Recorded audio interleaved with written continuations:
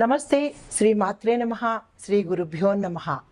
ఓం శం శనేశ్వరాయ నమః. ఈరోజు అత్యంత పవిత్రమైన రోజు, చాలా విశేషమైన రోజు. జనవరి 11, 2025 శని త్రయోదశి. అంటే శనీశ్వరుడికి అత్యంత ప్రీతిపాత్రమైన రోజు శని త్రయోదశి. అయితే శని త్రయోదశి ఎందుకు శనీశ్వరుడికి అంత ప్రీతిపాత్రము అంటే అది ఆయన పుట్టినరోజు అన్నమాట. అది ఈ శని త్రయోదశి శనివారం నాడు వస్తే కనుక అత్యంత విశేషమైనది, మహిమాన్వితమైనది అన్నమాట. అయితే ఈరోజు ఒక్క శనేశ్వరుడికే కాదు, లక్ష్మీనారాయణులకు, శివకేశవులకి కూడా అత్యంత పుణ్యప్రదమైన రోజు, ఇష్టమైన రోజు అనమాట. అయితే ఈ శని త్రయోదశి నాడు శనివారం రోజు వచ్చినట్టయితే కనుక అది విశేషమైన ఫలితాన్ని ఇస్తుందన్నమాట. అయితే మనకి గ్రహరాశులలో శనీశ్వరుడికి విశిష్టమైన స్థానం ఉంది. ఆయన కర్మ ప్రభువు అని, తరువాత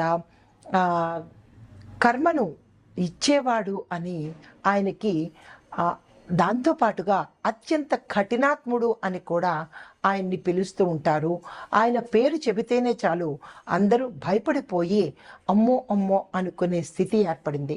కానీ నిజానికి శనేశ్వరుడు అంత దయాళుడు మరొక గ్రహం లేదు అని చెప్పచ్చు. ఎందుకు అంటే శని కర్మను కడిగేస్తాడు, దానితో పాటు ఆయుష్ ప్రదాత. ఆయన చిన్న చిన్న పరిహారాలకే చాలా సంతోషపడిపోయి విశేషమైన యోగాలను, భోగాలను, ఆరోగ్యాన్ని కూడా ఇస్తాడు. అయితే మనం తీసుకునే విధానాన్ని బట్టి ఉంటుంది తప్ప శనీశ్వరుడు మాత్రము క్రూరుడు కాదు, కఠినాత్ముడు కాదు. అయితే ఆయన ఆశీస్సులను పొందడము, ఆయన్ని త్వరగా మనం అనుగ్రహింప చేసుకోవడం అనేది మన చేతుల్లోనే ఉంది. ఆయనకి ఇష్టమైనవి కూడా చాలా చాలా చిన్ని చిన్ని స్వల్పాలేనండి. నల్ల నువ్వులు ఇష్టము, బెల్లము ఇష్టము, చలివిడి ఇష్టము, ఇలా చిన్న చిన్నవి. అంటే సామాన్యమైన మనిషి కూడా ఆయనకి చిన్న నైవేద్యం పెడితే అంత ఫలితాలను ఇచ్చే మహాప్రభువు శనీశ్వరుడు. కానీ అందరూ ఆయన్ని తిట్టుకుంటూ ఉంటారు. చాలా దయాళుడండి ఆయన. అయితే ఈ శనీశ్వరుడు జన్మించిన తిథి త్రయోదశి కాబట్టి శని త్రయోదశి అనే పేరుతో పాటు అత్యంత ప్రీతిపాత్రమైన రోజు ఈ రోజు అనమాట. అయితే ప్రత్యేకమైన నైవేద్యాలు సమర్పించి ఆయన్ని మనం సులువుగా చక్కగా కాకాపట్టేయచ్చు అనమాట. ఆ నైవేద్యాలు ఏమిటి అనేది మనం పరిశీలన చేద్దాము. అయితే హిందూ మతంలో శని త్రయోదశికి ప్రత్యేక ప్రముఖత ఉంది. అది ప్రతి సంవత్సరం ముఖ్యంగా శనీశ్వరుడి ఆరాధనకు అంకితం చేయబడింది. అంటే ప్రతి శనివారము మనం వెంకటేశ్వర స్వామితో పాటు శనీశ్వరుణ్ణి కూడా పూజ చేసుకుంటాము. కానీ శని త్రయోదశి శనివారంతో కూడినది వచ్చినట్టయితే కనుక విశేషమైన ఫలితం వస్తుంది. అయితే శనిగ్రహ ప్రభావం నుంచి, అంటే అర్ధాష్టమ శని, అష్టమ శని, ఏలినాటి శని, ఇట్లాగా శని ప్రతి ఒక్క మనిషి జీవితంలోనూ కొన్ని నెలలను సంచారం చేస్తూ ఉంటాడు. ఆయనకి మందగమనుడు అనే పేరు కూడా ఉంది. అంటే చాలా నెమ్మదిగా, స్లోగా వెడుతూ ఉంటాడనమాట. ఒక్కొక్క గ్రహానికి, ఒక్కొక్క రాశికి, ఒక్కొక్క నక్షత్రానికి అలా ఆయన సంచారం చేస్తూ మనిషి యొక్క కర్మలను, అంటే చెడు కర్మలను తొలగించే మహిమాన్వితుడైన ప్రభువు అనమాట. అయితే ఆయన యొక్క బాధల నుంచి కానీ, ఆయన యొక్క పీడల నుంచి కానీ మనం బయటపడాలి అంటే కనుక ప్రతి ఒక్కరూ, అంటే ఆయన దుష్ప్రభావాలు కానీ, ఆయన మంచి అనుగ్రహం కోసము ప్రతి ఒక్క మనిషి శనివారం రోజు, ప్రత్యేకించి శని త్రయోదశి రోజు కలిసిన శనివారం నాడు కనుక ఆ స్వామిని అర్చించడము, పూజ చెయ్యడము, నామస్మరణ చెయ్యడము, నైవేద్యాలు సమర్పించడము లాంటి పనులు చేస్తే కనుక ఆయన అనుగ్రహము అపారమైనదండి. అయితే శని త్రయోదశి నాడు మనం ఏమేమి చెయ్యాలి అనేది విపులీకరంగా తెలుసుకుందాము. అయితే దీనితో పాటుగా ఆ శనీశ్వరుడు శని త్రయోదశి రోజు, ఆ రోజు నుంచి 12 రాశుల వారికి ఎట్లాంటి వైభవాలను ఇస్తున్నాడు, ఎలాంటి ఫలితాలను ఇస్తున్నాడు అనే అంశం ఒక్కొక్కటిగా మీకు నేను తెలియపరుస్తాను. అయితే మనము ఈ శని త్రయోదశి అంటే ఈరోజు ఏ సమయానికి వచ్చింది అనేది కనుక చూసినట్టయితే జనవరి 11 ఉదయం 8:21 ఈ త్రయోదశి తిథి ప్రారంభమయ్యి తదుపరి రోజు అనగా జనవరి 12వ తారీఖు ఉదయం 6:33 సరి అన్నమాట. అయితే ఈ శని ప్రదోష సమయము, ప్రదోష కాలము అంటే సాయంత్రం సమయం 5:43 తప్పనిసరిగా అంటే 5:33 నుంచి రాత్రి 8:26 వరకు తప్పనిసరిగా ప్రతి ఒక్కరూ కూడా శనీశ్వరుడి ఆలయాన్ని దర్శించండి, పూజలు చేసుకోండి, ఆ స్వామి నామస్మరణ చేసుకోండి, అభిషేకాలు చేసుకోండి. మీకు ఉన్న బాధలు కానీ లేదా కష్టాలు కానీ తొలగిపోయే అవకాశం తప్పనిసరిగా ఉంది. ఇది నేను చెప్పిన మాట కాదు, సాక్షాత్తు ఆ శని భగవానుడు చెప్పిన మాటే ఈ మాట అన్నమాట. అయితే ఈ సమయంలో శనీశ్వరుడిని భక్తి శ్రద్ధలతో కనుక పూజ చేసినట్టయితే విశేషమైన ఫలితాలను ఇవ్వడంతో పాటు మన యొక్క కష్టాలను కూడా తగ్గించేస్తాడు. జీవితంలో ఎదురయ్యే ఏ ఆటంకమైనా సరే పెద్దగా పోయేది చిన్న వాటితో, మరి మన కర్మను కూడా అనుభవించాలి కదండి. అందుకని పెద్దదాంతో పాటుగా చిన్నగా కర్మను తప్పిస్తాడు. భక్తి శ్రద్ధతో పాటు భయం అనేది ఉండకూడదు. భయంతో పూజ చేస్తే మరింత ఉపద్రవాలు వచ్చే అవకాశం ఉంది. శనీశ్వరుడిని భక్తితో పూజించండి, మనసారా పూజించండి, తప్పక ఆయన భక్త సులభుడన్నమాట. అయితే ఏ ఇబ్బందులు ఉన్నా ఈ రోజును మాత్రం మీరు అస్సలు మిస్ కాకండి. అయితే శనీశ్వరుడికి ఈ స్వామికి ఇష్టమైనది ఏమిటి అంటే కనుక మన జీవితంలో ఉన్న సమస్యలు తొలగడానికి ప్రతి ఒక్కరం కూడా, అందరూ మానవాళి ప్రతి ఒక్కరూ కూడా మినుములు ఆయనకి ఇష్టమైన పదార్థము, నల్ల నువ్వులు ఆయనకి ఇష్టమైన పదార్థము, నువ్వులు ఇష్టమైనవి, బెల్లం ఇష్టమైనవి, ఇలాంటివన్నీ కనుక ఆయనకి నైవేద్యంగా పెట్టి శుభ ఫలితాలను పొందడంతో పాటుగా ఆయన యొక్క శుభదృష్టిని మనం పొందే అవకాశం కనపడుతోంది. అయితే మీరు ప్రత్యేకంగా చేయవలసింది, ఎక్కడికైనా ఆ నవగ్రహ ఆలయాలకు వెళ్ళినప్పుడు శనీశ్వరుడిని ఇది తప్పకుండా గుర్తుపెట్టుకోండి, ఆయన కళ్ళను మాత్రం అస్సలు చూడకండి, కాళ్ళను మాత్రమే చూడండి. శనీశ్వరుడికి మన కళ్ళతో ఎదురుగా చూసే ప్రయత్నం అస్సలు చేయకండి. ఆ స్వామిని కాళ్ళు మాత్రమే మనం దర్శనం చేసుకోవాలి. కానీ ప్రతి ఒక్కళ్ళు తెలియకుండా ఆ మిగతా గ్రహాలకి మీరు కళ్ళని చూడండి, లేదా స్వామి విగ్రహాన్ని మొత్తం అందరినీ చూడండి, కానీ ఒక్క శనీశ్వరుడికి మాత్రమే ఎదురుగా చూడకండి, కాళ్ళను మాత్రమే చూడండి. ఇది చాలా గుర్తుపెట్టుకోవలసిన అంశము. ఎందువల్ల అంటే ఆయన దృష్టి మన మీద పడకూడదు, మన దృష్టి ఆయన మీద పడకూడదు. అందుకనే కేవలము కాళ్ళను మాత్రమే, పాదాలను మాత్రమే దర్శించాలి. అయితే ఈ ఏలినాటి శని, అర్ధాష్టమ శని, అష్టమ శని ఇలాగ వచ్చే శని దోషాలు కానీ, శని గ్రహగతులు కానీ తప్పించుకోవడం కోసం ప్రతి ఒక్కరం ఏం చేస్తామంటే నల్ల నువ్వులను ఆ స్వామి పాదాల దగ్గర అభిషేకంగా కానీ లేదా ఉంచడం కానీ చేసి తైలాభిషేకము, ప్రత్యేకమైన నువ్వుల నూనెతో మాత్రమే ఆ స్వామికి అభిషేకం చెయ్యాలి. తర్వాత దంపుడు బియ్యంతో చేసిన పదార్థము ఏదైనా నివేదనగా పెట్టుకోవచ్చు. ఇలా చెయ్యడం వల్ల మన కర్మ ఫలితాలు తీరడమే కాకుండా దాని యొక్క అనుభవాన్ని మనకి తగ్గించే ప్రయత్నం చేస్తాడనమాట.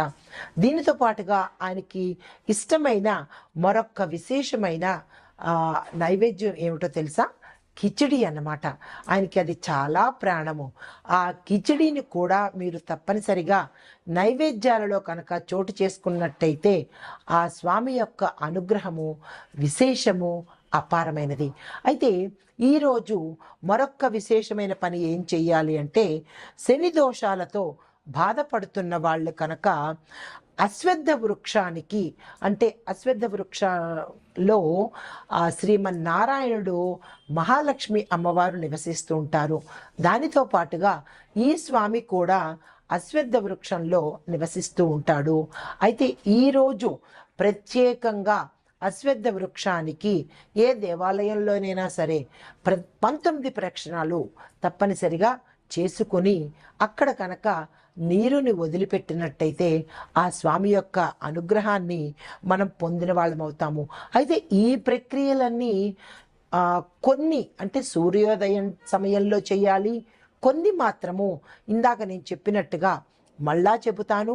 జనవరి 11వ తారీఖు సాయంత్రం 3 గంటల నుంచి 8:26 వరకు శని ప్రదోష సమయం మనకి ఉంది కాబట్టి ఆ సమయంలో పొద్దున పూట అభిషేకాలు చేసుకోండి.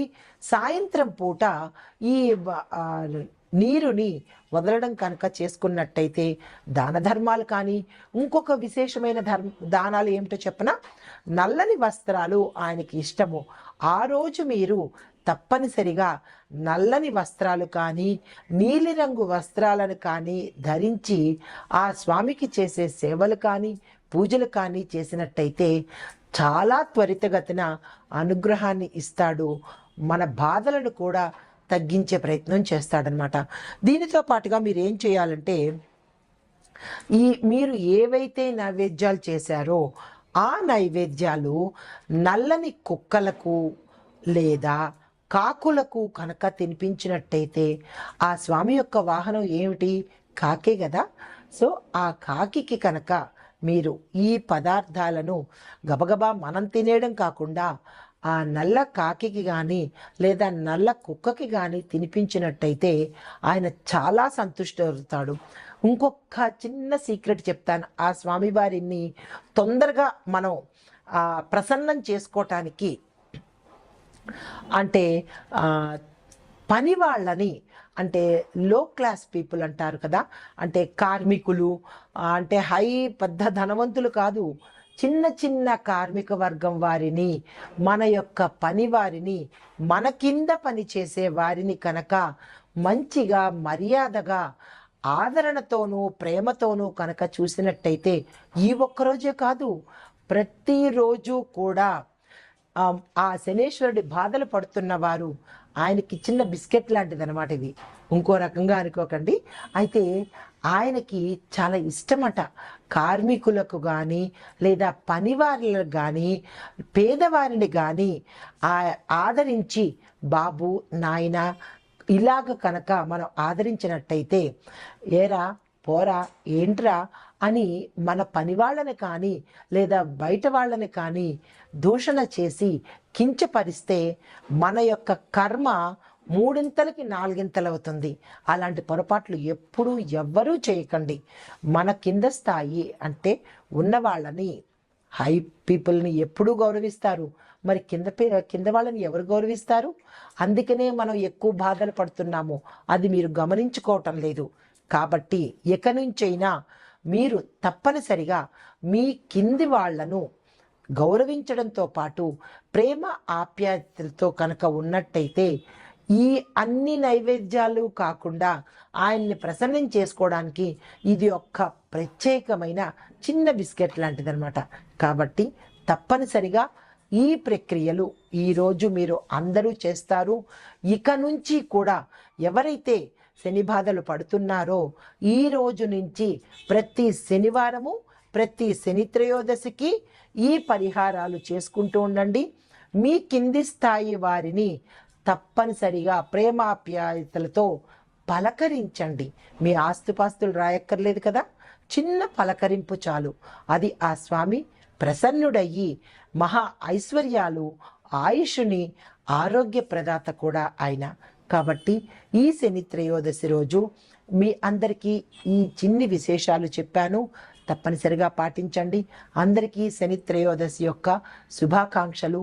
మన మన ప్రతి ఒక్కరికి కూడా మీరు చేసే కర్మల ద్వారా, అంటే మంచి పనుల ద్వారా ఆ స్వామి యొక్క అనుగ్రహాన్ని ప్రతి ఒక్కళ్ళం పొందుదాము. నమస్తే. తదుపరి రాశి తులారాశి. ఈ రాశిలో ఉండే విద్యార్థులకు శని భగవానుడి అనుగ్రహం వల్ల అన్నింటా విజయం దక్కుతుంది. క్యాంపస్ ఇంటర్వ్యూస్లో సెలెక్ట్ అవుతారు. మంచి మంచి కెరియర్లో వీళ్ళు సెటిల్ అయ్యే అవకాశం గోచరిస్తోంది. ఆత్మవిశ్వాసాన్ని పెంపొందించుకోవాలి, శ్రద్ధ పెట్టాలి తప్ప శ్రద్ధ లేకపోతే వచ్చే అవకాశాలు తగ్గిపోతాయి. కాబట్టి తప్పనిసరిగా శ్రద్ధ పెట్టండి. ఉద్యోగస్తులకు మీ యొక్క ప్రతిభకు సంబంధించినటువంటి విజయాలు పొందుతారు. ప్రతిభను గుర్తించి మీ పై అధికారులు ప్రమోషన్స్ ఇవ్వడంతో పాటు మీ ప్యాకేజీ పెంచడంతో పాటుగా మంచి మంచి బదిలీలు కూడా మీకు అనుకున్న ప్రదేశానికి బదిలీలను ఏర్పాటు చేస్తారు. కొత్త బాధ్యతలను అందుకుంటారు. తద్వారా ఆనందాన్ని, లాభాన్ని కూడా పొందే అవకాశము కనబడుతోంది. శుభవార్తలు కూడా వింటారు. శుభకార్యాలు చేసే అవకాశం ఉంది. ఉద్యోగంలో పదోన్నతులు పొందుతారు. అధిక ప్యాకేజీలు కూడా మీరు సొంతం చేసుకునే అవకాశం గోచరిస్తోంది. వ్యాపారస్తులకు మిత్రులు సహాయం చేస్తారు. వ్యాపార విస్తరణకు ఇది చాలా చక్కని సమయము. పెట్టుబడులకు కూడా ఇది మంచి అవకాశము. దీన్ని అసలు వృధా చేసుకోకండి. తరువాత వ్యాపారంలో మార్పు చేర్పులు చేయాలన్నా, కొత్త వ్యాపారం పెట్టుకోవాలన్నా, భాగస్వామి వ్యాపారం గురించి ఏదైనా ప్రయత్నాలు చేయాలన్నా ఆ దిశగా కనుక మీరు ప్రయత్నాలు చేసినట్టయితే కనుక మంచి లాభాలు వచ్చే అవకాశము ఉత్తరోత్తర కనబడుతోంది. పెట్టుబడులను పెట్టుకోండి. నిరభ్యంతరంగా అగ్రిమెంట్ల మీద సైన్ చేసుకోండి. కొత్త కాంట్రాక్టులు యాక్సెప్ట్ చేయాలంటే కూడా ఈరోజు చక్కని అవకాశము. ఈ రోజున అవకాశాన్ని మిస్ చేసుకోకండి. అయితే వ్యవసాయం పట్ల చూసినట్టయితే కనుక మంచి లాభాలు వస్తాయి. అన్ని రంగాలు, అంటే ఆక్వాకల్చర్ కానీ, వాణిజ్య పంటలు కానీ, నర్సరీ కానీ, పౌల్ట్రీ కానీ, ఇలాగా ప్రతి ఒక్కళ్ళకి కూడా ఈరోజు విశేషమైన లాభాలు వస్తాయి. మంచి ధర పలిగే అవకాశం గోచరిస్తోంది. పంటల యొక్క అంటే ఎక్కువ శాతం పెరిగే అవకాశము, మీరు కొన్ని బస్తాలు అని అనుకున్నారనుకోండి, దానికి మించి బస్తాలు పండే అవకాశము కూడా ఈరోజు కనబడుతోంది. అంటే మీ యొక్క శ్రమ ఫలితాన్ని తీసుకునేది చాలా ఎక్కువగా ఉంటుంది అని చెప్పడం జరిగింది. అయితే రుణాలు తీర్చుకుంటారు. క్షేత్ర వృద్ధి, భూవృద్ధి కనపడుతోంది. ప్రభుత్వానికి సంబంధించినటువంటి సహాయ సహకారాలు సమయానికి మీకు అందుబాటులోకి వస్తాయి. వాణిజ్యపరంగా చూసినట్లయితే మార్కెట్లో మీ యొక్క ప్రోడక్ట్స్కి, మీ సంస్థ పేరుకి విశేషమైన పేరు ప్రఖ్యాతలతో పాటు డిమాండ్, గిరాకీ కూడా ఎక్కువగా ఉంటుంది. కొత్త కొత్త అవకాశాలు మీకు వస్తాయి. దాన్ని వృధా చేసుకోకండి. రాజకీయ పరంగా చూసినట్టయితే కనుక మీరు ప్రత్యర్థులతో పైచేయిగా ఉంటారు.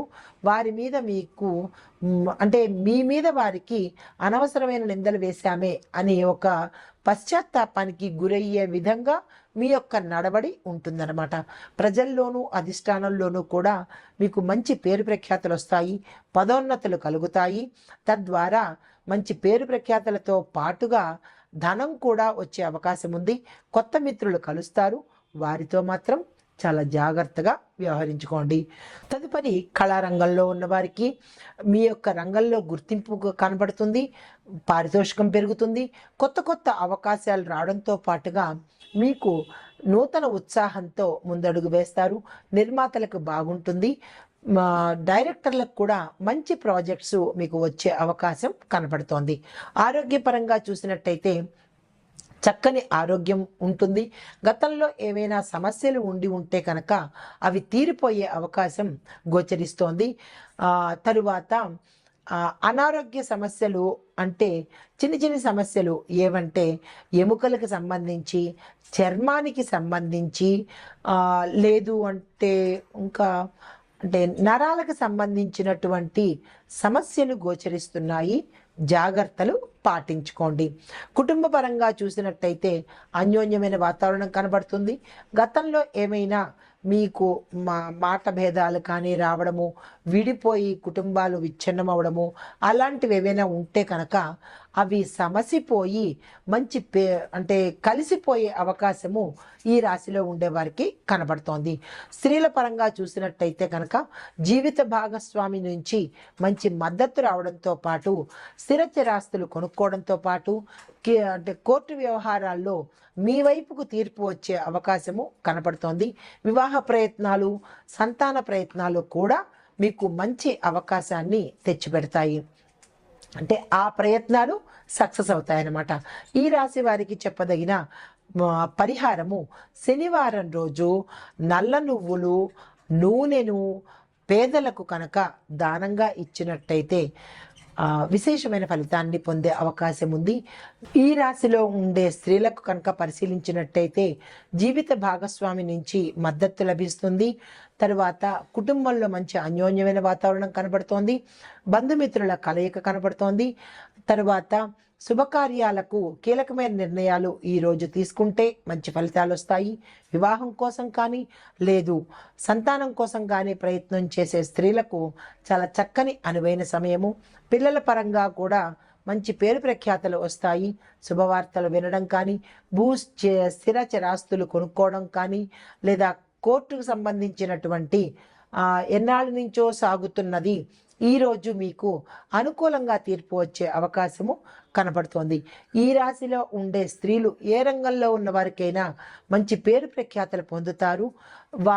మీ యొక్క పై యజమానుల యొక్క మన్ననతో పాటు మంచి ఆదాయం కూడా పెరిగే అవకాశము కొందరు ఉద్యోగస్తులకు గోచరిస్తోంది.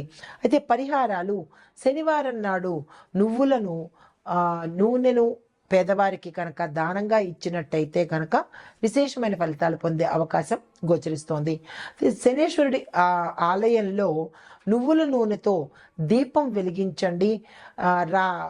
నవగ్రహ ఆలయంలో మీరు స్వామివారికి 19 ప్రదక్షిణాలు కనుక చేసినట్టయితే విశేషమైన ఫలితాన్ని పొందే అవకాశం ఈరోజు ఈ రాశి వారికి గోచరిస్తోంది. ఆ శనేశ్వరుడికి ప్రీతికరమైన పనులు చేసి ఆ స్వామివారి యొక్క అనుగ్రహాన్ని ప్రతి ఒక్కరూ పొందాలని ఆశిస్తూ నమస్తే.